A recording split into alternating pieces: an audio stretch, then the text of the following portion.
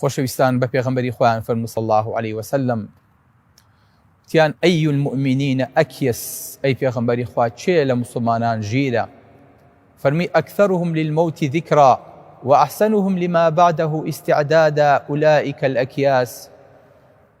ئەی پێغەمبەری خوا چێ زۆر ژیرە لەناو مسلمانانە فەرمی ئەوەی کە زۆر باسی مردنەکە و ئەوەی کە خۆی بۆ ئامادە ئەکات ئەوانە ژیرەکانن، ئەوانە ئەو ئەکیاسانن کە کول لە گوێیانە نییە، ئەوانن کە قسە وەرەگرن.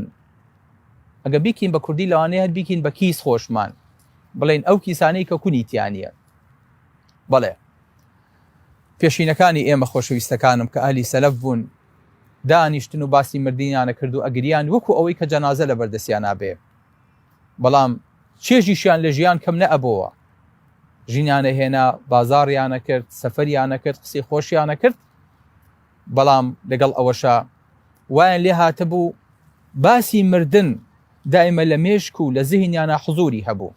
ئەمەش دایمە ئاراستەیەکردن بۆ ئەوەی کە دایمە ورەیان بەرز بێ، دایمە قۆڵیان بازویان شەمەڕ عن ساعد الجد، حتا وەکو قۆڵیان هەڵماڵی بوو بۆ ئەوەی کە کردەوەی چاک و باش بکەن، وەکو خوای گەورە وەسفیانەکا لە قورئانە فەرمێ إنا أخلصناهم بخالصة ذكر الدار. ئەمانە تایبەت بوون، تایبەتەکەیان چی بوو؟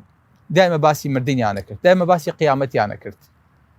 بۆیە هەمومان پێویستە لەسەر خۆمان بیکەین بە واجبێک، بیکەین بە فرمانێک کە ڕۆژانە بیری ئەم شوێنەمان کەوێتەوە، وەکو چۆن خەریتە و نەخشە و هەندەسە و نووسینگە و مەکتەب و شوێنەکانە گەڕین بۆ ئەوەی کە شوێنێکی جوان و باشمان بەنسیب بێ.